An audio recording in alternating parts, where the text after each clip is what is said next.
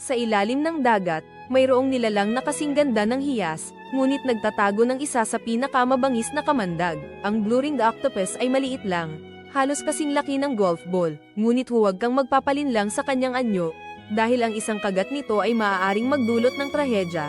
Ito ang lihim na mamamatay dagat na kailangan mong malaman, kapag naramdaman nitong nanganganib. Ang maliliit na asul na singsing nito ay umiilaw ng matindi, isang babala sa sinumang lumapit. Ang kamandag nito, ang tetrodotoxin, ay daan-daang beses na mas malakas kaysa cyanide. Walang alam na antidote, ang biktima ay maaaring makaramdam ng pamamanhid, pagkalumpo, at sa huli, paghinto ng paghinga. Kaya, sa susunod na sumisid ka sa karagatan, tandaan ang nilalang na ito, huwag hawakan, huwag lapitan. Ang kagandahan ay minsan nagtatago ng matinding panganib. Ang blue-ringed octopus ay isang paalala na ang pinakamakapangyarihang puwersa ng kalikasan ay maaaring dumating sa pinakamaliit na anyo.